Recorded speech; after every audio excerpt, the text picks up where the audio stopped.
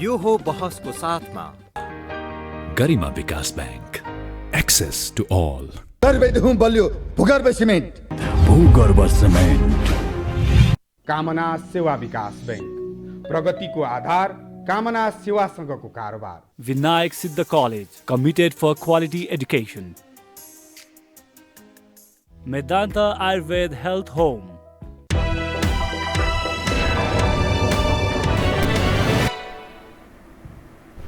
नमस्कार, यो हो बसमा म यहाँहरूलाई हार्दिक स्वागत गर्दछु। जीवराम भण्डारी। आज यहाँहरू सामुन्ने उपस्थित हुनुहुन्छ डाक्टर सुन्दरमणि दीक्षित। उहाँ वरिष्ठ चिकित्सक हुनुहुन्छ, त्यस्तै सामाजिक अभियन्ता पनि। उहाँसँग आज म समसामयिक पछिल्लो अवस्था उप केन्द्रित रहेर कुराकानी गर्नेछु।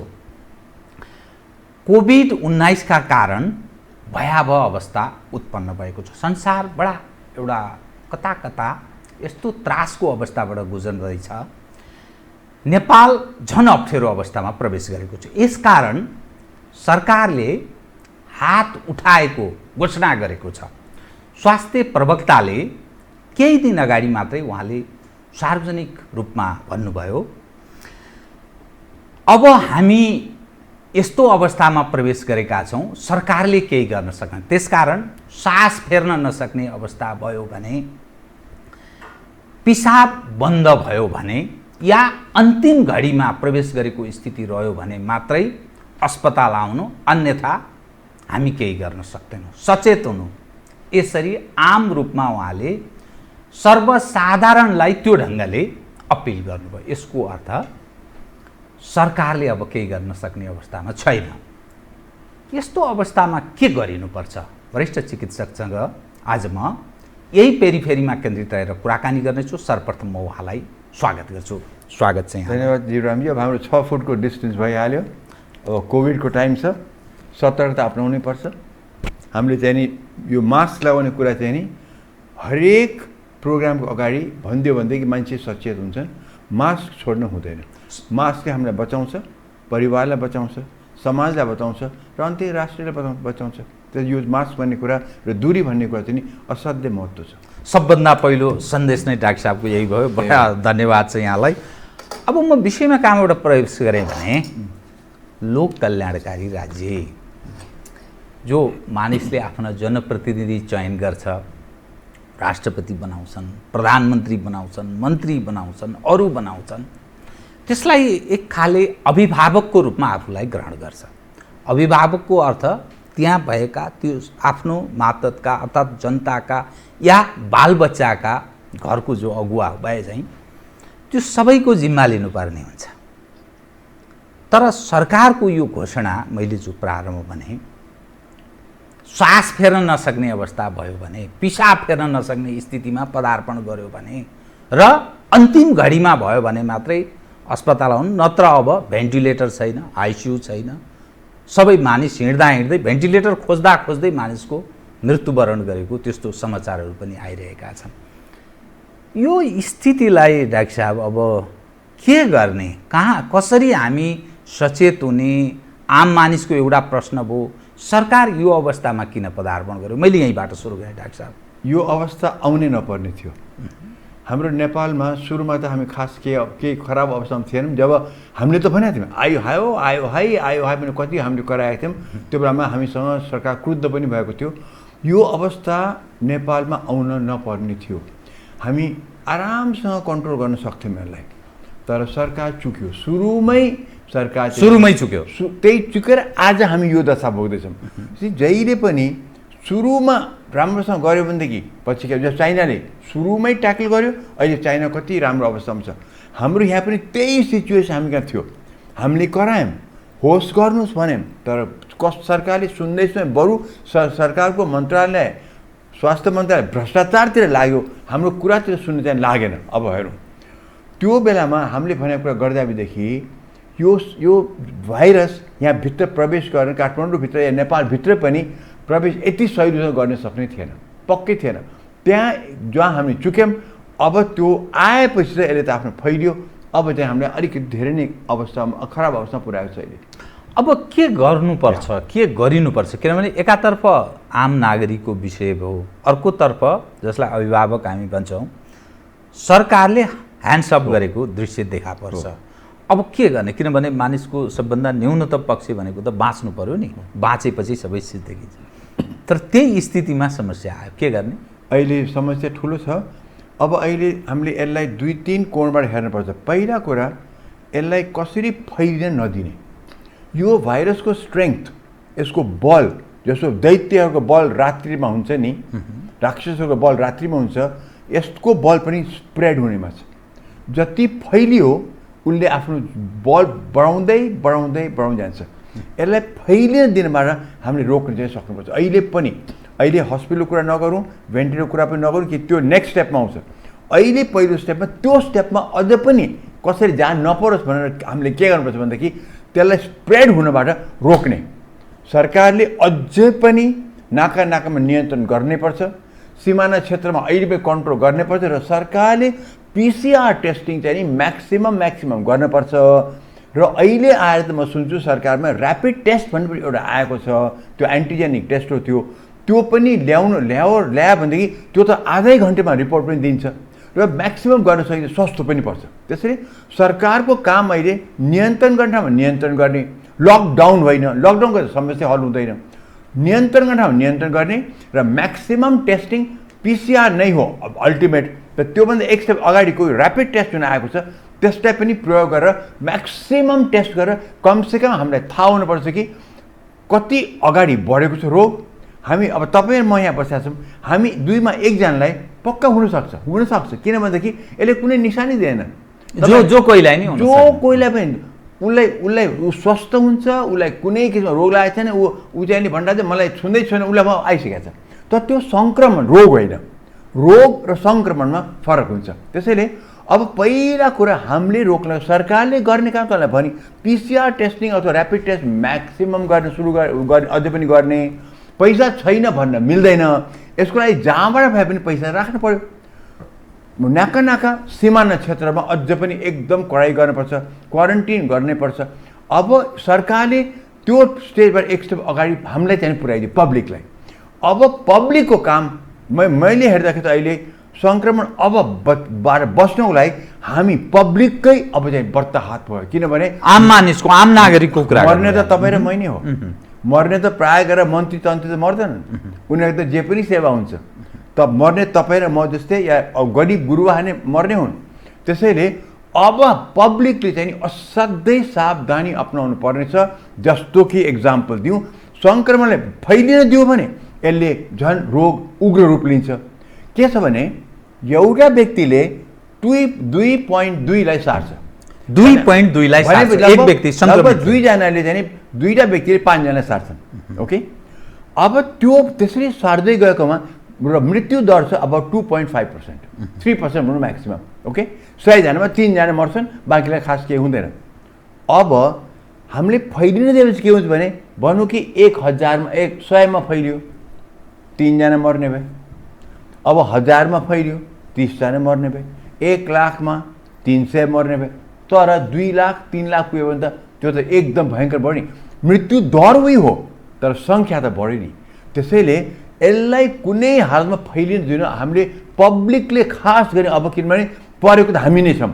अब हामीले यसमा सतर्कता अपनाउने के भनेदेखि नम्बर 1 हामीले भिडभाड गर्नै हुँदैन। कि म फर्स्टमा आउँछु, यो आम नागरिकको कुरा गर्नुभयो, भिडभाड रोक्नु। तपाईँको सेकेन्ड स्टेपमा गयो, तपाईँको त हस्पिटलको भेन्टिलेटरको रोगलाई, तपाईँको चाहिँ रोग लागिसकेपछि कुरा गर्नुमा छ, त्यो म पछि आउँछु।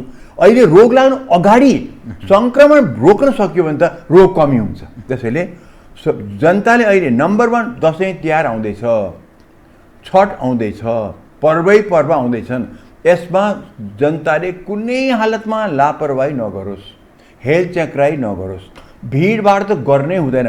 यसपालि भगवान्लाई टाढेबाट नमस्कार गरौँ, मन्दिरमा दौडेर त्यो भिडभाड नगरौँ, भगवतीलाई आफ्नै कोठामा राखेर पूजा गरौँ, हामी भगवान्को नजिक भएर बसौँ। अब टाढा मन्दिरमा छ नभन्टानु, भगवान् मेरो बगलमा हुनुहुन्छ भन्टानु।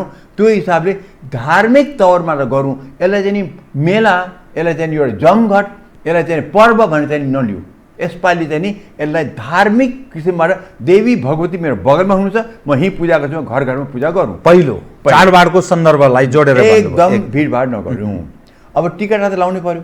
टिकटमा लाउँदाखेरि आफ्नो बुढाबुढी कहाँ जाइन्छ, बुढाबुढीसँग डर छ। सो आफ्नो बुढाबुढी जहाँ जाइन्छ गर्दाखेरि आफ्नो मास्क पुरा लाउनु होला र दूरी, अब टिका लाउँदाखेरि दूरी त मेन्टेन गर्न सकिँदैन, कमसेकम दुवैतर्फ मास्क लगाउनु र हुन्छ भनेदेखि बन्द कोठामा नगरिदियो।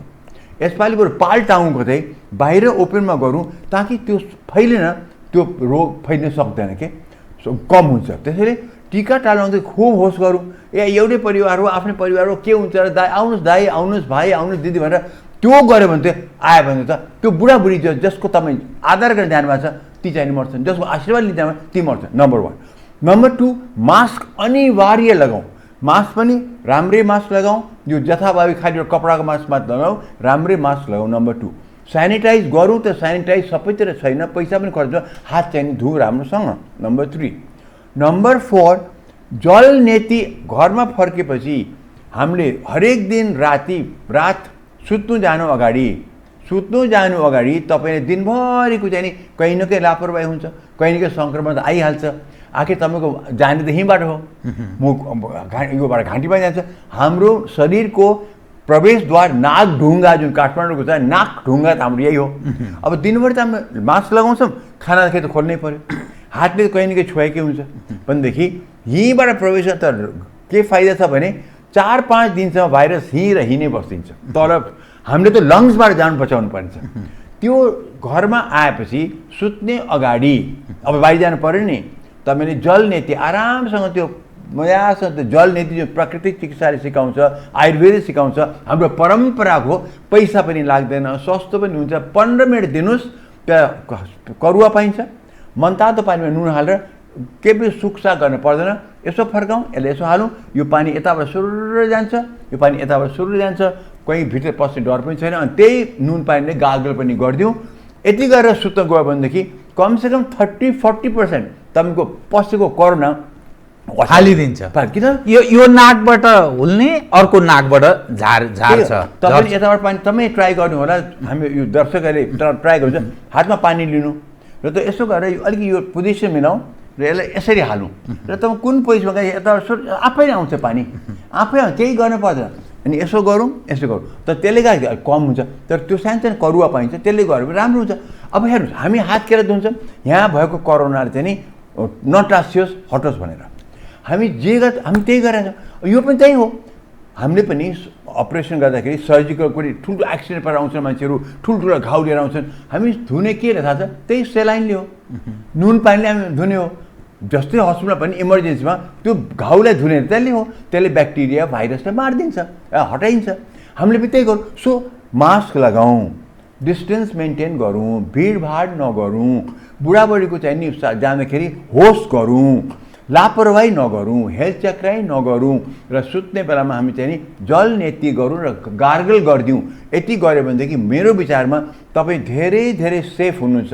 मनतातो पानी र नुन हालेर गार्गल र तपाईँ जान्नुहुन्न भनेदेखि कुनै पनि प्राकृतिक चिकित्सालयमा गएर सोध्यो भनेदेखि उसले आरामसे सिकाइन्छन्, आयुर्वेद डक्टरहरूले गर्छन्। र याद गर्नु जीवरामजी, हरेक घरमा कोही न कुनै बेला गएर, किनभने पिनासको लागि त गर्नु यही हो। सो तपाईँ सोध्नुभयो भने कसैलाई पनि, ओहो मेरो दिदीले गरेको थियो, ओ मेरो बाउले गरेको थियो, म कसै त्यो हुँदो रहेछ। अब मेरै घरमा हेर्नु भनेदेखि मेरै छोरीले वर्षौँ अगाडि चाहिँ पिनास छ भनेर प्राकृतिक चिकित्सालयमा गएर उनले त्यो गरेकी थिए। सो हामीले कोही न गरेकै छौँ। यति सिम्पल कुरा, पैसा नलाग्ने। फेरि हेर्नु न कति कमन सेन्स छ। दिनभरि तपाईँको जति गरी यहाँ बसिरहेको छ त्यसलाई या सिसी गरेर त हुँदो रहेछ।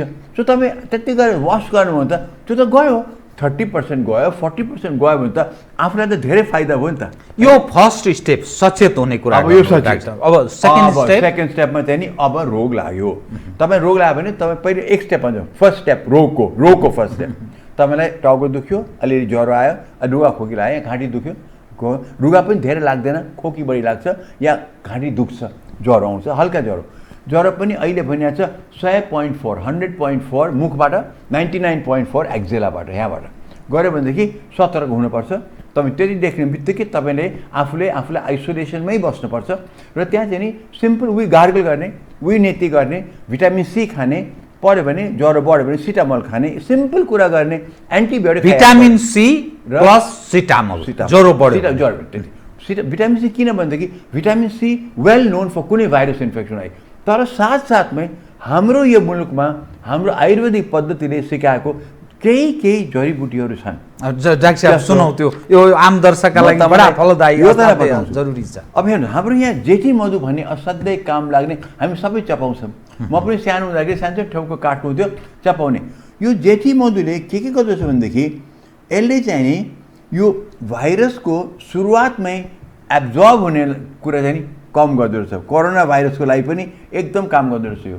त्यो गुलियो खालको जेठी मधु त्यो यसो काठ हुन्छ। हाम्रो नेपालमा धेरैले खान्छन् यो, बुढाबुढीले झन् खान्छन्, यो चुरोट खाने मान्छेले दमाउने पनि खान्छन्। ओके, म आदरणीय दर्शकबिनलाई डाक्टर सुन्दरमणि दीक्षित एलोप्याथिक वरिष्ठ चिकित्सक हुनुहुन्छ। उहाँ आयुर्वेदको बारेमा पनि थप यहाँहरूलाई अवगत, किनभने नेपालमा यत्र तत्र सर्वत्र पाइन्छ र सहज छ। यो यहाँहरू सबैको ध्यान आकृष्ट होस्, जो लाखौँ दर्शकवृन्द हेरिरहनु भएको छ। तपाईँहरूले आफ्ना सन्तान, दर सन्तान, चिने जानेका आफन्त, साथीभाइ, इष्टमित्रलाई पनि सेयर गर्नुहोस्। यो भयानक भयावह छ, जुन दृश्य छ सामान्य जस्तो तपाईँहरूलाई लाग्छ, तर यसले भोलि तपाईँको ज्यान जान सक्छ, परिवारजन गुमाउन सक्नुहुन्छ। त्यस कारण सचेत हुनुहोस् कृपया। डाक्टर साहब कुरा सुनौ कृपया। अब म आयुर्वेदमा म बिरसमा काम गर्दाखेरि म हप्ताको एकचोटि आयुर्वेदमा जान्थेँ। मलाई सरकारले नै पठाएको थियो। सरकारले त्यस बेलामा हेल्थ मिनिस्ट्रीले मैले हप्ता उनीहरू आयुर्वेदको मान्छेहरूले डक्टर MBBS मैले डक्टर चाहिएको थियो एलोप्याथिक के अब के गर्नुको लागि मैले नरदेवी क्याम्पसमा हप्ताको 1 या 2 चोटि म जान्थेँ। अहिले म बिर्सेँ। त्यहाँ मैले हामीले रिसर्च पनि गरेका छौँ आयुर्वेदिक हबमा। त्यस बेलामा हामीले रिसर्च गरेको कुरा त्यहाँका वैद्यहरूसँग मिलिकन, त्यस बेलामा त्यहाँ ग्रेजुएटहरू थिएनन्, वैद्यहरू थिए। हामीले त्यो रिसर्च पेपर हामीले त्यसमा पब्लिस पनि गरेका थियौँ। त्यसैले अहिले पनि अब यो जेठी मधु कुरा हो न। अर्को चाहिँ एउटा कालमेघ भन्ने छ। कालमेघ मैले धेरै खाएको छु। यो जेठी मधु चाहिँ कसरी खाने डाक्टर साहब? कति टाइम खाने? काठ पाइन्छ काठ। अब यो चाहिँ यो म तपाईँलाई कुरा चाहिँ बताइन्छु म कुन भर के छ भने। तर एक कसरी खाने कायदा र कति मात्रा चाहिँ नि यो आयुर्वेदमै सोच्नु। किनभने हामीले जनतालाई स्वस्थ राख्नुलाई न एलोप्याथी न आयुर्वेद न के न होमियोप्याथी हरेकले जसले स्वस्थता जनतालाई दिन सक्छ त्यहाँ सोध्ने। सो मैले कालमेघ भने कालमेघ म सानो हुँदाखेरि मलाई चाहिँ नि लिभरको रोग लिभरले राम्रो गर्छ भन्ने कारण म रोगी रहेछु। आमालाई कसले सिकाएर मैले कालमेघमा थोपा खान पाइन्थ्यो, टिङ्चर हुन्थ्यो र मैले कालमेघ धेरै वर्षमा खाएको छु। र त्यो कालमेघ पनि के रहेछ भने HIV-लाई पनि यसले काम गर्दो रहेछ र यसले हर्पिस सिम्प्लेक्स भाइरसलाई पनि मार्दो रहेछ। यो पनि मतलब भाइरसलाई पनि काम गर्दो रहेछ। इबोला भाइरस एप्सन बारलाई पनि, इन्फ्लुएन्जा भाइरस पनि यसले कालमेघले पनि काम गर्दो रहेछ। हेर्नुहोस् मैले लिभरको लागि खाएँ त्यो पनि। अब यहाँ एन्टिभाइरलमा हाम्रो तुलसी एन्टिभाइरल।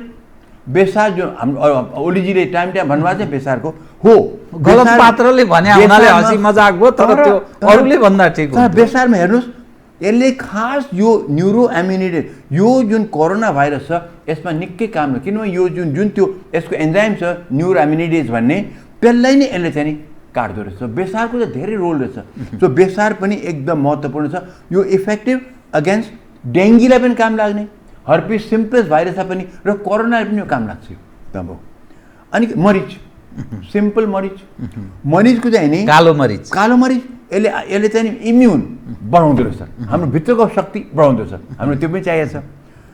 अदुवा सिम्पल अदुवा यो एन्टिभाइरल। जस्तो हामी तपाईँलाई थाहा छ रुगा लगायो भनेदेखि हाम्रो आमाहरूले के भन्नुहुन्थ्यो, तुलसी पत्ता हालेर अदुवा हालेर अलिकति बेसार हालेर पानी पकाएर अलिकति मह पनि हालेर खान्दिन्थे। आखिर त्यो त हो रहेछ नि। अहिले त आयो जिन्जर पनि, यसको एन्टिभाइरल, यसको राइनो भाइरस भने रोग यो रुगा खोकेको पछि एकदम काम लाग्ने र लिभरलाई पनि यसले बचाउँदो रहेछ। सो जिन्जर भयो। तुलसी त ज्वरोलाई पनि काम लाग्ने, इम्युन सिस्टम पनि बढाउने र लिभरलाई पनि बचाउने त्यो भयो। चिराइता भन्ने रहेछ त्यो खालि चाहिँ नि एन्टी ऊ भयो। हर्रो पनि काम लाग्दो रहेछ। हेर्नुहोस् अब एउटा गुरुची भन्ने छ, त्योलाई मलाई पनि धेरै ज्ञान छैन, त्यो त सोधै हुन्छ। निमले पनि एकदम यसले त पोलियो भाइरसलाई पनि हर्पिसलाई पनि काम लाग्दो रहेछ। अब यसै कारण हेर्दाखेरि हामीले हेऱ्यो भनेदेखि कति कुरा त हाम्रै घरमा भएको, तर अहिले यो ओलीजीले भनिदिएपछि के भइदियो भनेदेखि मान्छेले यति बेसार खान थाल्ने, यति त्यो गुरुचीहरू खान थाले। अब त्यो त मात्रा बुझेर पो खानुपर्छ नि त। औषधि त हो, कति खाने त बुझ्नु पर्यो।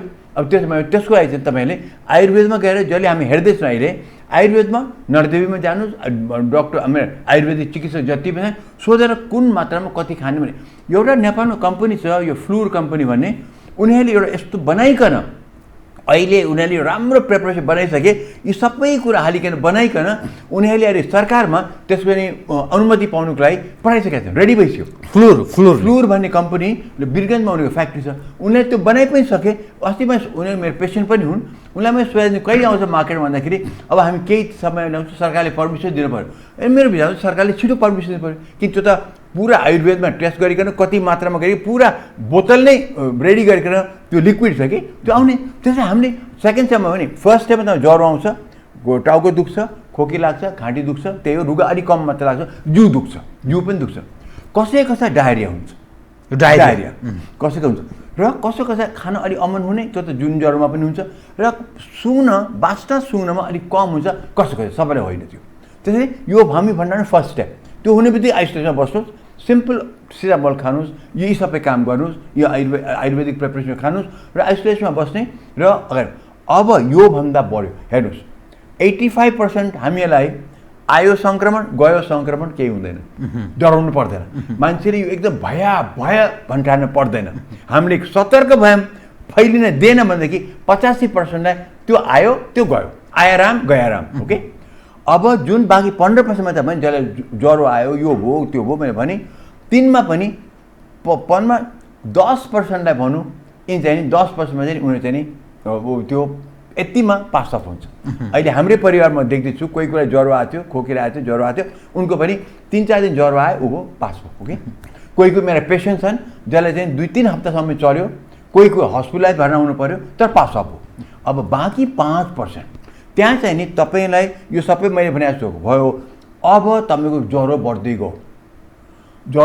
गयो र सास फेर्न गाह्रो भयो, मुख्य कुरा ज्वरो बढ्ने र सास फेर्न गाह्रो भयो, खोकी बढ्यो, ज्वरो बढ्यो, खोकी बढ्यो, अब सास फेर्न मुख्य गाह्रो हुन थाल्यो भनेपछि तत्काल तुरुन्तै हस्पिटल गइहाल्नुहोस्। मलाई लाग्छ कि स्वास्थ्य मन्त्रालयले भनेको पनि त्यही नै होला कि चाहिँ त्यति भयो भनेदेखि तपाईँहरू आउनुहोस्, किनभने नत्र चाप बढी भयो।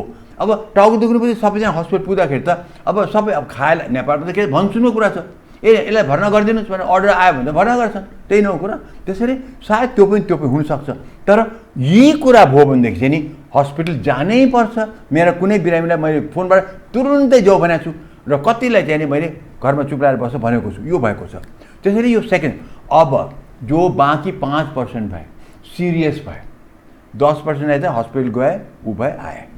अब 5% जुन सिरियस हुन्छन् तिनलाई चाहिँ नि भेन्टिलेटरको आवश्यकता पर्छ, आइसियु बेडको आवश्यकता पर्छ, र त्यसमा ट्रेन टेक्निसियन चाहिन्छ, डक्टर पनि भेन्टिलेटर चलाउनु डक्टर चाहियो, नर्स पनि त्यही किसिमबाट पिपिए ड्रेस पनि त्यत्तिकै चाहियो, प्रोटेक्सन त्यत्तिकै चाहियो। त्यो स्तरको चाहिँ नि अब उपचार चाहियो, त्यो स्तरको उपचार जुन तपाईँ युरोपियन टिभीमा देख्नुहुन्छ, अमेरिकन टिभीमा देख्नुहुन्छ, जुन देखिन्छ नि उनको आइसियुमा, त्यो स्तरको सेवा चाहिँ नि सायद हामी कहाँ त्यो अहिले हामी हुन सकेका छैन, जुन फ्रान्समा बेलायतमा देखिया छ। त्यही पनि 5% त्यो चाहिने हुन्छ, त्यसमा मेबी 2%, त्यसभित्रमा 2% कि 2.5% नै मान्छे मर्छ नि, त्यो चाहिँ पक्का कुरा। त्यसैले स्टेप वाइज पहिले कसरी सङ्क्रमणबाट बच्ने, त्यहाँ बच्यो भने धेरै कुरा हुन्थ्यो, त्यही सरकारले चुक्यो। त्यही हाम्रो सरकारले सुरुमा 6 महिना अगाडि हामीले कराउँदाखेरि हामीले अरेस्ट गर्नु नभनेर चाहिँ नि त्यता पनि लाग्दा हुन्थ्यो, तर त्यसमा के भइदियो जीवरामजी, यो महत्त्वपूर्ण कुरा छ। त्यो बेलामा किन सरकार चुक्यो?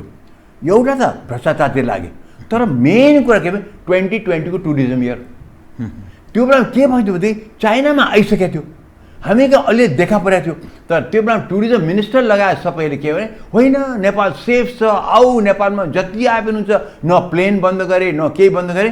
टुरिज्म इयर बिग्रला भने डरले यिनीहरूले एम्बेसीमा बाहिर पनि होइन नेपाल सेफ छ जाऊ भनेर भन्दै टुरिज्म इयरले यसपालि हामी नेपाललाई धेरै गम्भीरता देखिएन, त्यसको गम्भीर पक्षलाई ख्याल गरिएन। टुरिज्म पनि असाध्यै गम्भीर देखियो, आखिर मुलुकलाई पैसा चाहिएको थियो, टुरिज्म बढाउनु थियो, त्यतापट्टि असाध्यै गम्भीर देखियो। तर त्यो गम्भीरतामा यो चाहिँ नि ब्याकमा पऱ्यो, यो चाहिँ उझालमा पर्थ्यो। त्यो सरकारको यस्तो त्यो कन्सन्ट्रेट अट्याक भयो टुरिज्ममा कि यस्तै यतापट्टि ध्यान दिन सकेन। अनि यतापट्टि खालि स्वास्थ्य मन्त्रालयले दियो। अब स्वास्थ्य मन्त्रालय भ्रष्टाचारतिर गइयो। अब स्वास्थ्य मन्त्रालय साँच्चै भन्दा त्यहाँ त्यति जान्ने बुद्धि भएका डक्टरहरू त्यहाँ छँदा पनि थिएन। त्यसले त्यसको चाहिँ नि सिभियरिटी बुझ्नै सकेनन्। जति यतापट्टि सरकारले चाहिँ टुरिज्मलाई बुझ्यो त्यहाँ चाहिँ नि बुझ्नै सकेन, किन त्यहाँ त्यस बेलामा मन्त्री उसले मेडिकल ज्ञान थिएन, सचिव मेडिकल सचिव थिएन, उसलाई ज्ञान थिएन, डाइरेक्टर जुन थियो त्यो एमबिबिएस डक्टरै थिएन, गर्दाखेरि हामी त्यसमा फसेका हौँ। त्यसैले सुरुमा हामी चुकेको हौँ। आज हाम्रो अवस्था आएको कारण यो हो। अब सरकारले चाहिँ अब गर्दाखेरि त जुन भन्नुभयो नि आफ्नो सङ्क्रमण रोक्नेमा सरकार चुक्यो। अब अहिले निको रोग लाग्यो मलाई बचाऊ बाबा, मलाई बचाऊ भन्ने चाहिँ नि अब त्यहाँ सरकारले के गरेछ र हामीले के गर्नुपर्छ त्यो कुरा गर्नु। डाक्टर साहब अब सवाल के रह्यो भने नि डाक्टर साहबले भनेकोमा विमति हुने कुरै भएन, मन्त्र छ यो। तपाईँले भनेको कुरालाई आम दर्शकले ग्रहण गरिदिए भने यो मन्त्र छ। तर सरकार एकपछि अर्को कुन अवस्थामा प्रवेश गरेको छ भने त्यो अभिभावकीय जुन भूमिकाको हामी कल्पना गर्छौँ नि त्यसबाट चुक्दै गएको छ। जति परीक्षण गरिनु पर्थ्यो त्यस अनुरूपको ऱ्यापिड टेस्टको यहाँले कुरा गर्नुभयो, त्यस अनुरूपको परीक्षण भएको छैन। परीक्षण भएका झन्नै 40% मानिस सङ्क्रमित देखा पर्छ। तिनलाई यहाँले भनेको हुनबाट बच्ने कुरा हो, तर भइसकेको छ। अब कति तपाईँले अहिले पनि सडकमा देख्नुभयो होला मास्क मानिस लगाएका छैनन्, किनभने ज्ञान पनि छैन कतिपयलाई। यहाँ र हामी जसरी कुरा गरिरहेको छौँ त्यो टेलिभिजन हेर्ने सुविधा पनि कतिपयलाई छैन, कतिपयलाई फुर्सद पनि किन भएन भने गुजारा। अर्कोतर्फ गुजारा फेरि अर्को महत्त्वपूर्ण पक्ष छ, सरकारले केही दिएको छैन, बेरोजगार छन्, डे टु डे चाडबाड पनि आइरहेको छ, त्योभन्दा पनि कसरी गुजारा गर्ने भन्ने छ। यो त अप्ठ्यारो अवस्थामा प्रवेश गर्यो। त तपाईँले भनेको एकदम करेक्ट हो। सरकार मैले सुरुदेखि हेर्दा के देखेँ, प्यारालाइज सरकार, कम्प्लिटली प्यारालाइज। उसले थाहा नै भएन के कसरी अगाडि बढ्ने। यहाँ त के थियो भने यो त सबै मिलेर गर्नुपर्ने कुरा थियो। आर्थिक हेर्नुपर्ने थियो, मान्छे खान नपाइकन मरिरहेका छन्, रोजगार बन्द भयो, इकोनोमी खत्तम छ। त्यहाँ तपाईँ नम्बर 1 हेर्नु पर्थ्यो, नम्बर 2 एकातिर कोरोना हेर्नु पर्यो, मान्छेलाई कसरी बचाउने, अरू अर्थतन्त्र। यी दुईवटा कुरा संसारमै यसको समस्या छ। सरकार यो दुईटैमा गम्भीर देखेन। अब रोगको कुरा गर्ने हो भनेदेखि पिसिआर टेस्टिङ बढाउन पनि ठाउँमा सरकारले चाहिँ घटाए, किनभनेदेखि उसले चाहिँ तपाईँ पैसा हाल्न सकेन, भएको पैसा भ्रष्टाचार उडाइदियो। अब कोरोनालाई लागि भनेर चाहिँ त्यत्रो पैसा जम्मा भएको सुनेको थियौँ, यतापट्टि त लगाएन, कसले कहाँ खायो त मलाई थाहा छैन। त्यो पैसा त लुलु गएको हुनुपर्छ। भन्दाखेरि करिब 11 अरब रुपियाँ खर्च भयो भनेको थियो, होइन 11 कि 13 भनेको छ। त्यो बढिसक्यो, त्यसको दोब्बर 26 अर्ब जति लगभग पुग्न लाग्यो। त्यो त केही देखिएन नि। त्यो अरब त्यो त्यति अरब पैसा खर्च भएको त कहीँ पनि देखिएन नि। भन्नुहोस् न, अहिले हामीले त्यो बिचरा त्यो तल्लो निमुखा जनताको चाहिँ काम नपाएर, खाना नपाएर, किन्न नसक्ने अवस्थामा तिनलाई सरकारले चाहिँ सपोर्ट दिनु पर्थ्यो। उनीहरूलाई चाहिँ डेली अलाउन्स दिनु पर्दैन थियो, त्यो दिनु पर्थ्यो नि। त्यो त अरबौँ रुपियाँ उसँग थियो नि, यसको लागि हो। त्यो पनि गर्यो। पिसिआर टेस्टिङ भयङ्कर गर्नुपर्छ। आजको न्युज हेर्नु होला, चाइनामा एउटा सहरमा 6 जनालाई चाहिँ नि सङ्क्रमण देखियो, 6 जनालाई मात्रै। त्यसमा 9.3 मिलियनलाई आज टेस्टिङ सुरु भयो। आज 9.3 मिलियन 90 लाखलाई चाहिँ नि उनीहरू आज टेस्टिङ गर्दैछन् एउटा सहरको लागि। त्यो हिसाबले हेर्दा हाम्रो सरकार कति गैर जिम्मेवार पुर्दैन हो। सो पिसिआर टेस्टिङ गरेर, किनभने भन्दाखेरि त अब हामीले गर्न परेन। कतिसम्म सरकारको लापरवाही भयो भनेदेखि क्वारेन्टिनमा बसेका मान्छेलाई टेस्टिङ नगरिकन 10 दिन राखेर तिमीले ज्वरो छैन जाऊ भनिदियो, जबकि हामीलाई थाहा छ कि 3 हप्तासम्म चाहिँ कोरोना भाइरस छ। अब त्यसले गाउँमा फैलिदियो। त्यही पनि हामी भने त यो गल्ती भयो, सुनेन। सो सरकारको त लापरवाहीको त कुरै नगर्नुहोस्। सङ्क्रमण रोक्नु पनि भयङ्कर लापरवाही। त्यसपछिबाट अभिभावक त उसले देखाएन, न त त्यो गरिबलाई देखायो जसको जसले पेट पाल्न सकेन, न त त्यो रोग लागेको देखायो त्यो पाल्यो। हेर्नुहोस् कति दुःखको कुरा छ। इन्डियाबाट तर्सेर नेपाल आए, यहाँ कमसेकम आफ्नो कामसाम गरौँ भने आएका मान्छेहरू इन्डिया फर्केर बाध्य हुनु पऱ्यो। मेरा दाजुभाइ दिदीबहिनी, मेरा आफ्नो परिवार चाहिँ इन्डिया फर्किनु पऱ्यो, किनभने नेपाल मेरो मातृभूमिले मलाई रोजगार पनि दिन सकेन र यहाँ रोग लाग्यो भनेदेखि हामी मर्ने रहेछ भने चाहिँ उनीहरू त्यो भनिकन बोर्डर पार गरेर गएका छन्। योभन्दा लाज मर्नु कुरा के छ। र यस्तोमा चाहिँ नि हाम्रो ओलीजी र प्रेसिडेन्ट चाहिँ नि अस्तिको चाहिँ त्यो त्यत्रो तामझामको चाहिँ त्यो परेडमा चाहिँ नि हामी एकदम चाहिँ नि गजब काम गरिरहेछौँ, नेपालले जति कसो गरेको छ भनेर यिनीहरू यसरी बोल्छन् र त्यो त्यो शान रबाब देखिहाल्नु भयो। यहाँ मान्छेको यो अवस्था छ, बगलमा खान नपाएर चाहिँ टुँडी खेल्न मान्छे खान नपाएर मान्छे अरूले खाना खुवाइरहेको थिए। अभिभावक त तपाईँले जुन शब्द युज गर्नुभयो पटक्कै भएन, त्यति मात्र छैन।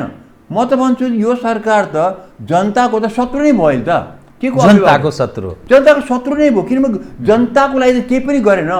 होइन अहिले त बुझ्नु पर्छ नि, त्यो खाना पाएको छ त्यसलाई के गर्ने? हेर्नुहोस् अहिले सरकारले होइन गैर सरकारी मान्छेहरूले प्राइभेट मान्छेहरूले खाना पकाइपर मान्छे खुवाइरहेको छ। मेरै कुरा गर्नुहुन्छ भनेदेखि नागढुङ्गामा जहाँ आर्मीको चिफको चाहिँ अघि त्यो नागढुङ्गामा ठाउँ छ नि वहाँ पुलचोकमा, मेरो छोरी बस्छ त्यहाँबाट हाई राइज बिल्डिङमा, र उसले देख्यो तल चाहिँ नि त्यो लकडाउन टाइममा त्यो वडा नम्बर 3 ललितपुरको वडा नम्बर 3 का त्यहाँका त्यो कम्युनिस्ट जुन त्यो कार्यकर्ताहरू छन् नि, हामीले त्यसलाई भोट दिएका थियौँ वडा नम्बर 3 मा। यति तिनीहरू सिन्सियर, तिनीहरू चाहिँ नि है त्यो तल्लो लेभलका कार्यकर्ताहरू, तिनीहरूले महिनौँ दिनसम्म यिनीहरूलाई खुवायो। त्यसमा हामीले पनि देखेपछि छोरीले मलाई पनि हामीले मद्दत पनि गऱ्यौँ।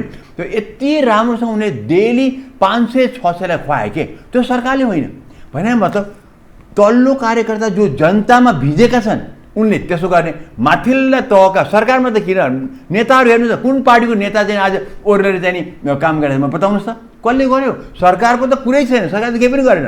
त्यसैले अभिभावक त मात्रै नभएको सरकार त एक प्रकारले आजको दिनमा त जनताको माने शत्रु नै भने पनि हुन्छ, किनभनेदेखि उसले राम्रो काम त गर्दै गरेन, बरु चाहिँ हात उ गरेर चाहिँ नि खत्तम भनेर। जबकि चाहिँ नि उनको चाहिँ नि ठाउँ ठाउँमा चाहिँ नि उनको भत्ता बढेको छ, उनको पार्लिमेन्टहरू विभिन्न प्रदेशबाट भत्ता बढाएको छ, गाडी मगाइराखेका छन्, उनीहरूको सबै थोक छ, उनीहरूको जे पनि छ, तर आम नागरिक केही पनि छैन। त्यसरी अहिले एक स्टेपमा तपाईँलाई भने नि अब सरकारले कसरी अब रोग लागेलाई कसरी बचाउनु भन्ने कुरा चाहिँ पहिला कुरा सरकारले हरेक हस्पिटलमा गर भने हुँदैन, गर कसले गर्न सक्छ? गर सरकारले फेसिलिटी दिनु पऱ्यो कि उनलाई चाहिँ ट्याक्स फ्री गरेर चाहिँ मालताल मगाउनु दिनु पऱ्यो कि उनको लागि मगाएर उनसँग पैसा सुपथ मूल्यमा पैसा दिएर उनलाई दिनु पऱ्यो। प्राइभेट कुरा गरेँ मैले, पब्लिक त उनको काम हो, पब्लिकमा गर्ने त 100% सरकारको काम हो, त्यो प्राइभेटलाई अब लिनु पऱ्यो। लिँदाखेरि त प्राइभेटलाई केही हेल्प त गर्नु पऱ्यो नि। अब प्राइभेटले चाहिँ गर मात्रै भन्ने कहाँबाट हुन्छ? अब यसो गर्दाखेरि अन्य रोगीलाई के गर्ने नि, त्यो पनि अर्को कुरा पनि छ। डाक्टर साहब यसैमा त्यो निजी क्षेत्रका अस्पतालहरू प्रशासनिक संयन्त्र र आम नागरिकबाट पनि जुन खालको सहयोगको आश गरिएको थियो त्यो खालको भएन भन्ने सरकारी मानिसहरूको त्यो दाबी छ। डाक्टर साहब यसलाई के भन्नुहुन्छ? एकदम ठिक हो कुरा। कुन अर्थमा ठिक छ भनेदेखि उनीहरू त प्रिपेयर्ड थिएन नि त। उनीहरू त आफ्नो आफ्नो नर्सिङ होम खोलेको थिए, आएका थिए, आफ्नो सधैँ आउने बिरामी आइरहेको थिए, उनको त हस्पिटल साधारण रूपले चलिरहेको थियो। कोरोना अचानक आइदियो, त्यसमा त सरकारको पब्लिक हस्पिटलले इमिडिएटली माथि गेयर गर्नुपर्ने थियो र तुरुन्तै उनीहरूले गुहार माग्न नपर्ने थियो, तर सरकारले ह्यान्डअप गरिदिहाल्यो। उसले त कम्प्लिटली ह्यान्डअप गरिदियो। अब जब प्राइभेटलाई लिनु थियो भनेदेखि त्यो त प्राइभेट हो, पब्लिक होइन त्यो। त्यो प्राइभेटलाई सरकारले यिनीहरूसँग एक हस्पिटलसँग बसेर तपाईँहरूको कतिवटा बेड दिन सक्नुहुन्छ कोभिडको लागि, त्यो प्लानिङ गर्नुपर्थ्यो। यो सरकारले प्लानिङ पटक्कै गर्दैन, एउटा पनि गरेन। तिनीहरूसँग बसेर त ल तपाईँको कतिवटा बेड छ, कतिवटा त छुटाउनु सक्नुहुन्छ, कतिवटा चाहिँ यता पनि नन सङ्क्रमणको छुटाउनु सक्नुहुन्छ, र त्यहाँ हामीले तपाईँलाई के मद्दत गर्नु पऱ्यो, तपाईँले हामीलाई के मद्दत गर्नु, यो दुईतर्फी कुरा हुनुपर्थ्यो। पब्लिक हस्पिटलमा सरकारकै मात्रै कुरा हुन्छ, त यहाँ त दुईतर्फी हुन्छ। त्यहाँ पैसा नहुनु सक्छ, आज उनको पनि सुक्या हुनसक्छ, उनलाई इक्विपमेन्ट चाहिएको हुन्छ, भेन्टिलेटर चाहियो होला, त अब उनले तुरुन्त मगाउनु सक्दैन, सरकारले सक्छ। त्यसै उनलाई सोध्ने, ओके तिमीलाई हामीले त्यही परेको मूल्यमा हामी ल्याइन्छ के चाहियो, त्यो तिमीलाई म्यान पावर कति छ, पुगेको छ छैन, त्यो हामीलाई बताऊ, हामी त्यो पनि सकेसम्म हेल्प गर्छ भनेर एक प्राइभेट हस्पिटललाई काठमाडौँ होस् कि बाहिर होस् गरेर एकसँग कमिटमेन्ट लिएर ल अब हामी भोलि या पर्सिदेखि यो गर्दैछौँ, हामीसँग यतिवटा आइसियु बेड चलाउन सक्छ भनेर त्यसरी प्लानिङ गरेर गर्नुपर्ने ठाउँमा के गरे, सबैलाई भरेर बोलाइदिए, एकवटा रिप्रेजेन्टेटिभ गए, ल तपाईँले चाहिँ गर्नु पऱ्यो, उही डन्डा देखाउने काम के, दिन केही छैन, हेल्प केही छैन, डन्डा देखाएर नगऱ्यो भनेदेखि यो लकडाउन भनिदियो अनि आफू सुतेर बस्यो नि त, केही गर्नु परेन नि। तर त्यसै सरकारको न प्लानिङ, मैले भने नि सरकार त लापरवाही गर्यो, हेल्थ चेकरै गर्यो, व्यवस्था गर्यो, प्लानिङ नै गरेन सुरुदेखि अहिलेसम्म, नो प्लानिङ। त्यसैले तपाईँको यो अभिभावकत्व त कहाँ गयो, एउटा यो दम्पतिले बच्चा जन्माउँदाखेरि पहिलेदेखि प्लानिङ गरेर आउँछ। यहाँ त यत्रो सङ्क्रमण देख्दाखेरि चाहिँ नि खोइ planning, there is no planning. सरकारको त प्लानिङ नै छैन। खालि उनीहरू के छ भने सरकार भन्नुभयो पोलिटिकल पार्टी हुन्, अरू उनीहरू त को मन्त्री बन्ने को उसलाई कुन बेला झार्ने, उसलाई कुन बेला उठाउने, या चाहिँ अहिले कर्णालीको देखिहाल्नु त्यो अवस्था। यिनको खालि झै झगडामा आफ्नो निजी पर्सनल झै झगडामा गएको छ। अब यिनमा सङ्क्रमण सुरु भएको छ। अब यिनमा सङ्क्रमण लागेपछि सायद उनको आँखा अलिकति खुल्ला के, अहिले त खोलेको छैन, जनताको लागि खोलेको चाहिँ छैन। एउटा जनप्रतिनिधि त्यत्रो मेहनत गरेको, दुःख गरेको, तल्लो तह मिडल क्लास अझ न्यून मध्यम वर्गका मानिसहरूको राजपाटमा हालिमुहाली छ। अहिले पछिल्लो स्थिति हेर्दा कसरी त्यो जनताको त्यो जनचाहनाबाट त्यो विमुख हुँदै हुँदै जान्छ, जनताको यत्रो महत्त्वपूर्ण परेशानी छ, त्यसबाट कसरी च्युत हुन्छ, केले काम गर्छ? गजब हुन्छ यो। तपाईँ एउटा अङ्ग्रेजी एउटा तपाईँ शब्द युज गर्छु है त, कृपया। स्लेभ टर्न्ड मास्टर भन्छ। जो मान्छे पहिले स्लेभ नोकरको चाकर हुन्छ नि कुनै ठाउँमा, र त्यो मान्छे चाहिँ नि अब त्यहाँ विद्रोह भयो, ऊ मास्टर जब हुन्छ नि, उसले जुन दुःख उसले पाएको थियो आफ्नो मास्टरबाट, उसले त्योभन्दा बढ्ता अब अर्कोलाई दिन्छ, दुःख दिन्छ। उसले मैले त यस्तो बिहोरिसके यसलाई के को भन्ने हो, यसलाई योभन्दा बढ्ता दुःख दियो। त्यसै अङ्ग्रेजीमा शब्द छ स्लेभ टर्न्ड मास्टर। अहिले हाम्रो स्लेभ टर्न्ड मास्टर। सो म नागरिक तल्लो स्थलमा मेरो परिवार बस्दाखेरि जुन दुःख पाएँ, जुन सरकारले मलाई केही गरेन, मैले पनि दुःख पाएँ, अब पख्लास म माथि आएँ भने तँलाई हेर्नुला भनेर त्यो एटिट्युड यिनीहरूको। र दोस्रो कुरा, तैँले कमाइस् म तँभन्दा बढ्ता कमाउँछु। नम्बर 2, सो मै खाउँ मै लाउँ प्रवृत्ति आइहाल्यो। पैसा थिएन, गरिब थिए, उनीहरूले दुःख पाएका थिए, अब त्यो चाहिँ नि इमिडिएटली पैसा कमाउँ। र अब मलाई जसरी मैले दुःख पाएँ त्यो व्यक्ति नहोला, तर म अरूलाई दुःख दिन्छु। यो एटिट्युड के, स्लेभ टर्न्ड मास्टर। स्लेभ थियो, अब मास्टर भयो, उसले त्यही व्यवहार अपनाउँछ। त्यो छ। त्यसैले यिनीहरूमा चाहिँ नि त्यो बिर्सिन्छ। पदमा जाने बित्तिकै आम नागरिक कसरी बसेको छ, दुःख के पाएको छ, इमिडिएटली बिर्सिने प्रवृत्ति नेपालमा रहेछ। नत्र भने आजको दिनमा यो शान र शौकत रवाफ जुन देखिया छ, प्रेसिडेन्टदेखि लगाए सबैको त्यो जुन देखिया छ, अब भन्न एक्जाम्पल दिउँ, पुष्पकमल दाहालले सुट लाउनुहुन्छ, टाई सुट लाउनु, एक्जाम्पल दिए। उहाँले कहिले पनि नेपालको एउटा नेपाली पोसाक कहिले लाउनुमा देख्नु भएको छ? राष्ट्रियताको कुरा गरौँ, आम नागरिक त त्यही नेपाली लुगा लाउँछ नि, फाटेको लुगा लाउँछ नि, प्यान्ट लगाए पनि फाटेको प्यान्ट लाउँछ होइन। गान्धीले सारा भारत हेरे र देखे नि मान्छेले लुगा लाउने छैन, धोती र लङ्गोटो ल्याएका छन्। उनले भने उनी सुटेर बुटेर मान्छे, उनले भने जबसम्म मेरो जनताले सुटेर बुटेर हुनु सक्दैन, म अब खालि धोती र लङ्गोटो लगाएर बस्छु भनेर गरेका हुन्। त्यो भने अब आज प्रचण्डले पनि त नेपालको चाहिँ त्यो स्थिति बुझ्यो भने त आम नागरिक तल्लोको नागरिक स्थिति बुझ्यो भने त म आज चाहिँ धोती लाउँछु, जुन त मधेसमा लाउँछ, आज म बक्खु लाउँछु माथिकोले, आज म दौरा सुरुवाल लाउँछु, होइन र? माने आम नागरिकले बाँच्या गरी किन नबाँच्ने भनेर भन्नुहोस् मलाई, वाइ? यिनको चाहिँ त्यही मेन्टालिटी के छ भनेदेखि हामीले यसरी हेपाइ खाएका छौँ, अब हामी चाहिँ नि हामी स्लेभ टर्न्ड मास्टर, अब हामी सुटेर बुटेर नै हुनुपर्छ, यिनलाई चाहिँ बुटेर दबाउने नै। त्यसको पनि त्यो लिमिटेसन हुनुपर्ने नि, कति आर्जन गर्ने, जुन शान शौकत जुन फुर्ती पार्टी छ मानिसमा चाहिँ त्यो देख्दै पनि आक्रोश जन्ने अवस्था सिर्जना भइसकेको छ। तर त्यो लिमिटेसन अनि त्यो कुनै सुध्रने चान्स देख्नुहुन्छ? ट्याक्स साहबको नि सबै सङ्गत भएको कारण आध्यात्मिक हुनु चाहिँ मलाई थाहा छ। यो तपाईँको प्रश्न, यसमा अलिकति पनि अध्यात्म नभइकन, अध्यात्मपट्टि अलिकति मान्छे झुकाउ नभइकन यो मनुष्य त मान्छे आउनै सक्दैन।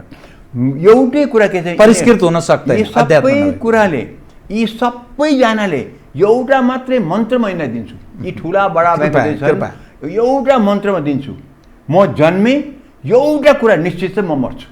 यति एउटा मन्त्र रोजिँदै सुत्न जानु अगाडि म कुन दिन मर्छु थाहा छैन, मन्त्र म मर्छु, मैले चाहिँ कतै अन्याय नगरौँ।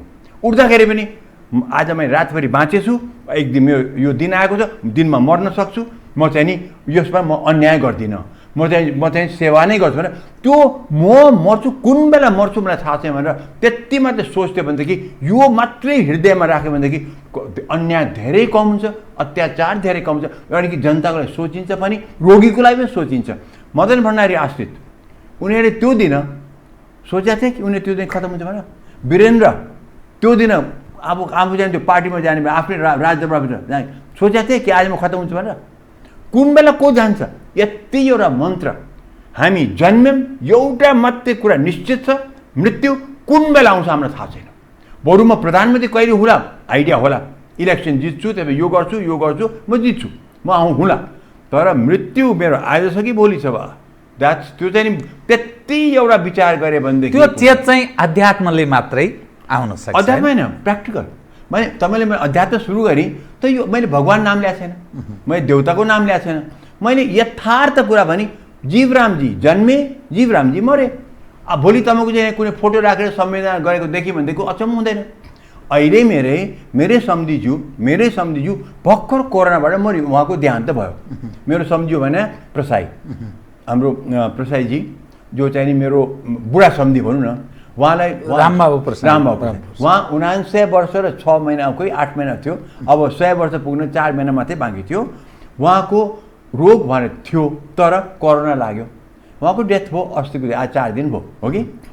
उहाँको मृत्यु पनि हामीले एक्सपेक्ट गरेका थिएनौँ नि, बुढा हो सबै एक्सपेक्ट गरेको थियो। त्यसरी कुरा के भनेदेखि यो मान्छे जन्म्यो, यो मान्छे मर्छ, कुन बेला थाहा हुँदैन। त्यति मात्रै मैले देउताको नाम लिइनँ, मैले अरू के रामको नाम लिइनँ, मैले बाइबलको नाम लिइनँ, कोरानको नाम लिइनँ, मैले वेदको, मैले खालि भने यथार्थ तिमी जन्म्यौ तिमी मर्छौ, यति मात्रै। तर कुन बेला त्यो आउँछ यहाँ घुमेको छ नि, त्यो चाहिँ त्यति मात्रै याद गरेँ। सबैले याद, प्रचण्डले पनि याद गरे हुन्छ। आखिर मनमोहन अधिकारी तपाईँले याद छ कि छैन, हेलिकप्टर खस्यो हो कि होइन? मनमोहन प्रधानमन्त्री हुँदाखेरि हेलिकप्टर खस्यो त्यहाँ ढाड भाँच्यो हो कि होइन? तर बाँच्नु भयो नि त, होइन त? मोरारजी देसाई आसामको चाहिँ प्लेनमा गयो भने उनको त प्लेन पुरै त्यो इन्जिनवाला प्लेन, मनमोहनजी त हेलिकप्टर खस्या, यो त प्लेनै खसेको ठक्कै भाँच्यो त्यो प्लेन, मोरारजी फुटुकुटु निस्के, तर मृत्यु हुनसक्छ नि। त्यसरी यो गान्धीलाई थाहा थियो त्यो एउटा मर्छु भनेर, थाहा थिएन नि।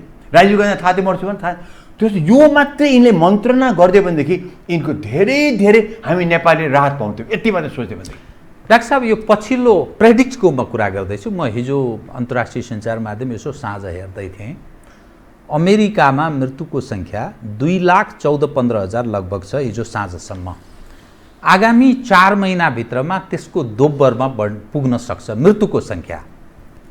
त्यो बढोत्तरी जुन ढङ्गको कोरोना सङ्क्रमण छ त्यो संसारमै बढोत्तरीमा जानेछ। भारतमा पनि त्यत्रो ठुलो सङ्ख्यामा, भारत अमेरिकापछि त भारत, ब्राजिल, रुस यसरी 1, 2, 3, 4 गर्दै यसरी सङ्क्रमित भइरहेको छ। हाम्रो पनि अब छिमेकी देश भारत भएको हुनाले त अब हामी कहाँ जुन ढङ्गले मानिसहरूको यो अव्यवस्थित बसोबास, हिँडडुल, खानपान, आहार विहार, मानिसहरूमा पनि मृत्यु, त्यो अलिकति काहीँ न काहीँ अलि लापरवाही जस्तो जुन नेपाली जनमा पनि छ। सरकारले त एज अभिभावकको भूमिका केही निभाएकै छैन। त यसले भोलिका दिनमा ल्याउन सक्ने भयावह अवस्था र त्यसले नेपाली समाजलाई कुन अवस्थामा डोर्याउँछ र कहाँ पदार्पण गर्न सक्छ? पहिला कुरा चाहिँ हामी यो हरेक कुरा चाहिँ युरोपसँग अमेरिका नदाँजौँ आफूलाई, भारतसँग केही हदसम्म दाँजौँ। अमेरिका युरोपमा जुन किसिममा अहिले आयो गयो फेरि आयो, उनको लापरवाही, बिल्कुल लापरवाही। उनीहरू कस्तो हुँदो भने ल पब पनि खोलिदिएको छ, डान्सिङ पार्लर नमान्ने।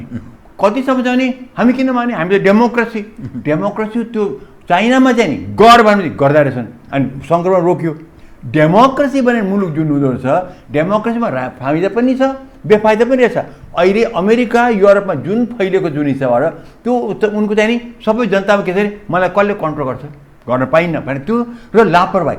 आज खोल्यो, पबहरू खोलिदियो, सबै त खोलिदियो, उनीहरू मास्क पनि नलागाउनु केही पनि नलागाउने गरेर लापरवाहीबाट उनीहरूको भएको हो।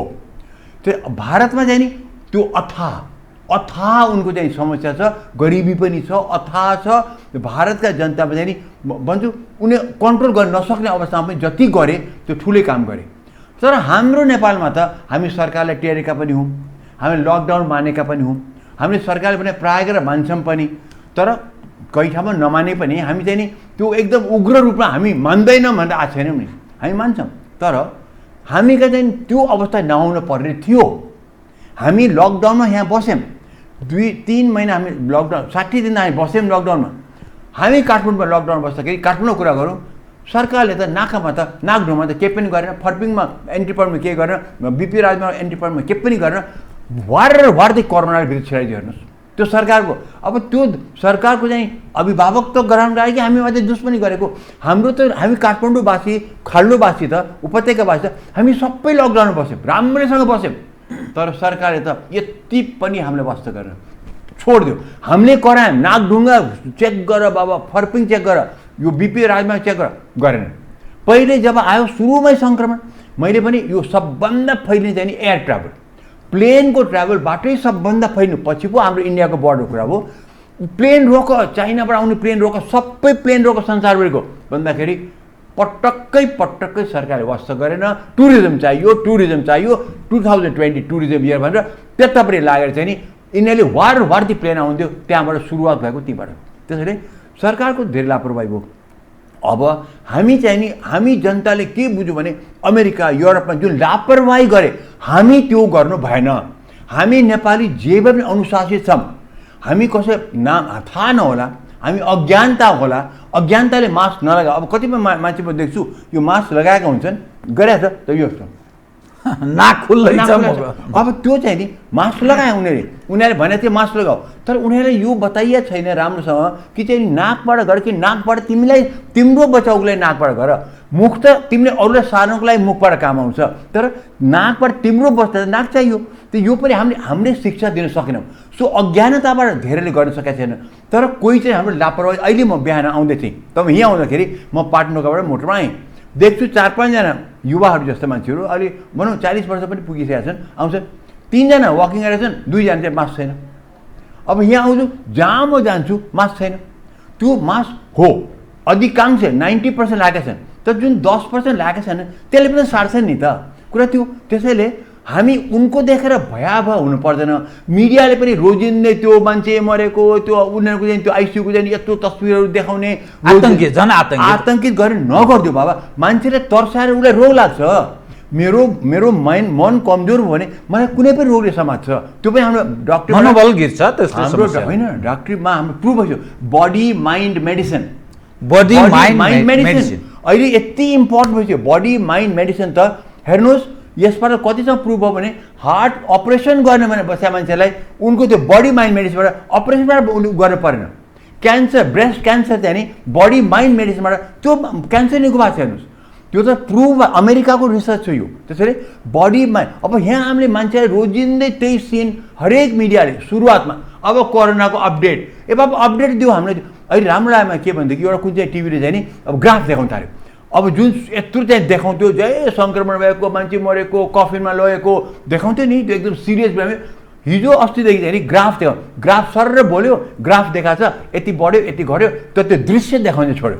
त्यो सबै मिडियाले त्यति गर्दै हुन्थ्यो, नत्र मान्छे आतङ्कित भए। त्यसैले जनता आतङ्कित हुन पर्दैन, तर लापरवाही गर्नु। हामीले युरोप र अमेरिकाको सिकौँ कि हामी इन्डियामा पनि तपाईँ थाहा छैन उनीहरूले पनि त्यो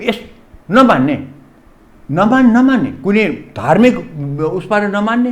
कतिले त त्यो इन्डियामा म्याक्सिमम फैलिएको चाहिँ त्यो मस्जिदबाट फैलिएको थियो, किनभने उनीहरू मान्दैन त्यो चाहिँ त्यस्तो भएको छ। त्यसैले यो हाम्रो नेपालमा आतङ्कित किन हामीले हुनु पर्दैन भनेदेखि हामी अनुशासित छौँ, हामी भने टेर्छौँ, अज्ञान हामीमा छ। तर हामीले पनि अलिकति हामी हेलचक्राइ नगरेर लापरवाही नगऱ्यो भनेदेखि हाम्रो मनोमानी गरेन भनेदेखि हामी राम्रैसँग हामी बस्न सक्छौँ। तर यो हाम्रो काम हो, जनताले गर्न सक्छ, सरकारले गर्ने काम आफ्नो गरोस्। अनि ह्यान्डअप गराए त भन्ने कुरा। म अलिक अलग ढङ्गले फेरि अर्को उदाहरण दिन्छु। पछिल्लो अवस्था कस्तो देखिया छ भने संसारमा हरेक सरकारहरूले प्रयास गरिरहेको। त्यो प्रयास भनेको के भने कतिपय देशले जनप्रतिनिधिको सङ्ख्या कटौती गर्ने। जस्तै इटालीमा 1/3 जनप्रतिनिधिहरूको सङ्ख्या घटाउने निर्णयमा उनीहरू पुगे।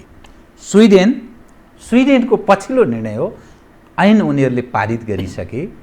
जो प्रदेश सरकार छ त्यो प्रदेश सरकारलाई काम नदिएर केन्द्र शासित बनाउने, यसको कन्ट्रोल गर्न प्रदेशले भाँति पुर्याएन, बुद्धि पुर्याएन भन्ने त्यो देखाउँछ।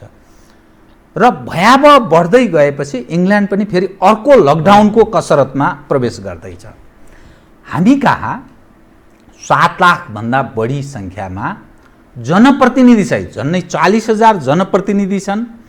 ती सबै तलब भत्ता सुविधा उनीहरू कसैको केही कटौती भएको छैन। मर्कामा पर्ने भनेको रोजगार जो बेरोजगार मानिस छन्, जो सर्वसाधारण छन्, उनीहरू मर्कामा परेका छन्। त तिनीहरूलाई प्रदान गर्ने राहत प्याकेज र जनप्रतिनिधिको एउटा मर्म दायित्व पनि हुन्छ।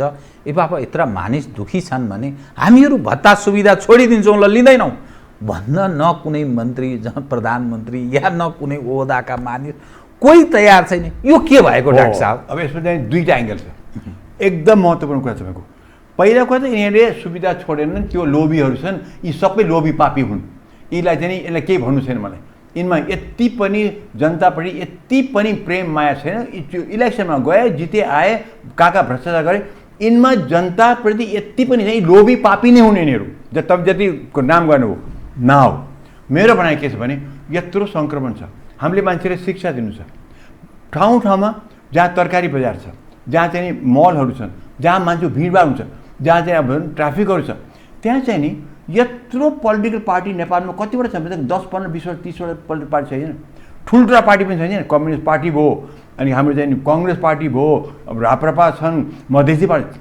मलाई बताउनु यिनीहरूको त इलेक्सनको लागि जुन उनीहरूको त सबैको त अर्गनाइजेसन छ नि, उनीहरूको गाउँ गाउँमा उनको चाहिँ अर्गनाइजेसन हो क्या त। उनीहरूको टोल टोलमा चाहिँ उनीहरू चाहिँ नि कार्यकर्ता चाहिँ जसले चाहिँ इलेक्सन टाइममा गएर चाहिँ इलेक्सनको लागि गर्छ। यी छन् भनेदेखि यिनलाई किन यिनले परिचालन नगरेको युवाहरूलाई चाहिँ नि जनतालाई चाहिँ सुसूचित गर्ने, जनतालाई खबरदारी गर्ने, जनतालाई चाहिँ तिमीले गल्ती गरेर देखाउने, र उनीहरूको त 5, 10 जनाको झुन्ड गयो भने त त्यो युवाहरू पनि जो अल्लारे पनि हिँडेका छन् तिनीलाई पनि त्यो कन्ट्रोल गर्छ नि। पनि यिनीहरू पोलिटिकल पार्टीको दायित्व यो होइन। सरकार त हामीले भन्यौँ, तर पोलिटिकल पार्टी हरेकको पनि यति पनि दायित्व छैन। कुन चाहिँ नि पोलिटिकल पार्टीले त्यो खानापाना खुवायो भने त यो त एनजिओहरूले खुवाइरहेको छ नि। एउटा पोलिटिकल पार्टीको कुनै पनि प्रोग्रामबाट खुवाएको देख्नुभयो तपाईँले? आफू त खाएँ त भनौँ है, टन्न खाएका छन्, तर कतिले खुवायो। तर त्योभन्दा पनि ठुलो कुरा म भन्छु, किन यिनले आफ्नो क्याडरहरू परिचालन गरेनन्? त्यत्रो इलेक्सनमा यिनीहरूको त सबै व्यवस्था छ, माथि तलसम्म ओडासम्म उनीहरूको चाहिँ नि कार्यकर्ता छन्। तिनलाई चाहिँ नि प्लान गरेर सबै मिलेर चाहिँ नि ल सबै पार्टी मिलौँ यसमा, त किन सङ्क्रमण छ, देशलाई गएर ल हामी यो टोलमा आज हामी यसो गर्छौँ। तर गएर चाहिँ नि कमसेकम यिनीहरूले चाहिँ निगरानी किन गरेनन्? सरकारले गर्न सक्दैन। अब किनभनेदेखि त्यति ठुलो मुलुकमा हरेक गाउँ र हर टोल गर्न सक्दैन, तर टोल टोलमा छन् नि। त्यो पोलिटिकल पार्टी किन यसमा नआएका? आफू त खाए, भत्ता पनि नछोड्ने, अलिकति दान पनि नगर्ने, खाना पनि आफू खाने। तर बाबा भइगयो, तिमी खाऊ, तिमी नै पचाऊ, तर तिम्रो चाहिँ क्याडर छ, तिमीसँग शक्ति छ, तिमीसँग अर्गनाइजेसन छ, तिमी किन लाग्दैनौ यो कोरोनाको कन्ट्रोलतिर? तिमीले मास्क दिएर कार्यकर्ताले किन पठाउन सक्दैनौ? जब तिमी चाहिँ इलेक्सनमा चाहिँ साडी बाँड्दै हिँड्न सक्छौ, इलेक्सनमा तिमी चाहिँ मासु बाँड्दै हिँड्न सक्छौ, इलेक्सनमा तिमी रक्सी बाँड्दै हिँड्न सक्छौ, तिमी यहाँ मास्क बाँडेर चाहिँ तिमी चाहिँ कमसेकम केही नभए साबुन, सिम्पल साबुन बाँड्न सक्दैनौ। के हो यो पोलिटिकल पार्टीहरूको? मैले देखिन खालि कङ्ग्रेस हेऱ्यो झै झगडामा बिताएछ, कम्युनिस्ट पार्टी हेऱ्यो झै झगडामा बिताएछ, राप्रपा फुटै छन्, मधेसी दलहरू खोइ अहिले कहाँ छन्? कहीँ पनि छैन। भनेदेखि यिनीहरूको दायित्व होइन जनतामा भिजेर चाहिँ अहिले हामीले बचाउने, किन यो त सङ्क्रमण, यो युद्ध हो, राष्ट्रमाथि युद्धको आक्रमण भएको छ, भयङ्कर यो नदेखिने शत्रुले। यिनले केही गर्न नपर्ने? मलाई बताउनुहोस् त, यो पो त कुरा। खाए लाए भाउ खाउन्, यी लोभी पापी जति खाउन्, तर गर पनि काम पनि गर न, त्यो गर्नु छैन। अनि जनता किन आक्रोशन होस्? अनि जनताले किन यिनलाई मित्र नबनाएर दुश्मन बनाएर? मलाई भन्नुहोस् त। यी सम्पूर्ण दायित्वबाट च्युत भएको तस्बिर यहाँले बताउनु। एब्सोल्युटली। अब यसको परिणाम के हुन्छ त? म कार्यक्रमको ठिक अन्त्यतिर आएँ डाक्टर साहब, किनभने हामीले सरकारले कहाँ चुक्यो, कहाँनिर यिनीहरूले जान बदमासी गरे, जनताको तर्फबाट निर्वाह हुनुपर्ने दायित्व के छ, भविष्यमा आउन सक्ने अवस्थाको बारेमा, अरू खाले स्वास्थ्यको अवस्थाको बारेमा पनि यहाँले स्पष्ट पारिदिनु भयो, सचेत हुने कसरी पनि बताइदिनु भयो। तर आम रूपमा जुन दायित्वबाट च्युत हुँदै गएको छ राजनीतिक क्षेत्रका वृत्तका मानिसहरू सम्पूर्ण रूपले त्यो जनमुखी हुन सकेका छैनन्। त यसले ल्याउने परिणाम के हुन सक्छ? एउटा त जनता अहिले एकदम आक्रोशित छ, तर बिकज जनता दुखी छ, उसले चाहिँ अहिले तुरुन्त केही ठुलो रूपले चाहिँ आन्दोलन गर्न सक्दैन, पहिला कुरा छ। त्यसले गर्दाखेरि चाहिँ नि सरकार सायद सुरक्षित आफूलाई फिल गरे होला, तर यसको मतलब सधैँ सुरक्षित हुन सक्दैन। नेपालमा तुरुन्तै कु हुने अवस्था पनि छैन। आर्मीलाई कु गरेर आऊ बाउ भन्न मिल्दैन कि डेमोक्रेसी जान्छ। अरू कुनै पनि तानाशाहीले आऊ भन्न मिल्दैन, डेमोक्रेसी जान्छ। जनताले पनि त्यो हुन दिँदैन। अब यिनीहरू सुध्रिरहन् भन्ने त्यो त असम्भव छ। सुध्रिने प्रश्न पनि उठ्दैन, त्यो पनि देखिहाल्नुभयो। त के हुन्छ भन्दाखेरि चाहिँ नि जनता यिनीहरूमाथि झन्झन क्रुद्ध हुँदै जान्छन्। यो बिस्तारै अब बढ्छ, बोइलिङ पोइन्टमा पुग्छ। पुगेपछि यसको असर हुनसक्छ कि केही हदसम्म इलेक्सनमा देखिएला, केही हदसम्म। तर इलेक्सन भनेको त पैसा खुवाउने, डन्डा देखाउने, बुथ क्याप्चर गर्ने कुरा हो। त्यसैले त्यो इलेक्सनमा चाहिँ नि सायद कम्युनिस्ट पार्टी नै जित्ला, सायद जित्ला, जिते पनि मेजोरिटी धेरै घटेर जित्ला, त्यहाँ केही असर त देखिएला। तर यति सबै हुँदाहुँदै भविष्यमा केही समयपछि केही ठोसै केही देखिएला। अहिले तत्काल चाहिँ नि इमिडिएटली के भल्क्यानिक रूपबाट के आउला भन्दा आशा गर्न पर्दैन, सकिँदैन। 2 वर्ष यता केही पनि हुँदैन, इलेक्सन पछि के हुन्छ भन्न सकिनँ। तर यो पनि हो कि चाहिँ नि जनता अहिले पायो भनेदेखि अहिले जनतामा अलिकति पनि खाए लागेको शक्ति हुँदो, अहिले जनता सडकमा उठेर 62-63 बिर्साउने काम गर्थ्यो।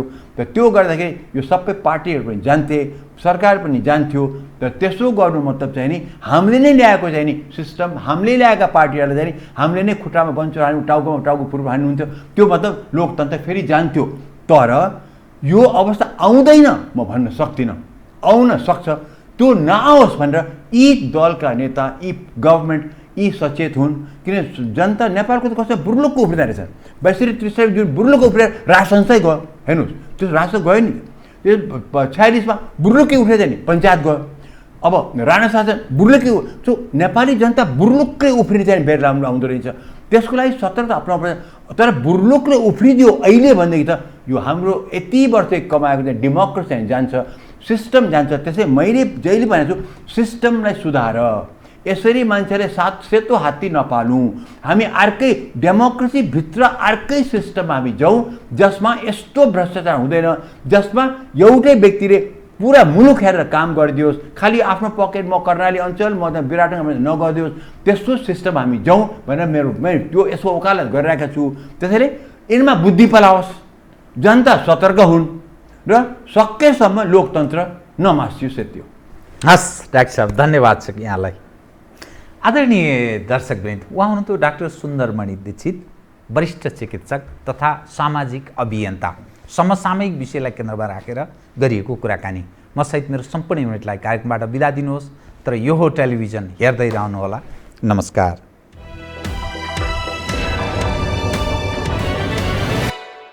यो हो बहसको साथमा गरिमा विकास बैंक, एक्सेस टु ऑल। गर्वेदहुँ बलियो भूगर्भ सिमेन्ट। भूगर्भ सिमेन्ट। कामना सेवा विकास बैंक, प्रगतिको आधार कामना सेवासँगको कारोबार। Vinayak Siddha College, committed for quality education. Medanta Ayurved Health Home,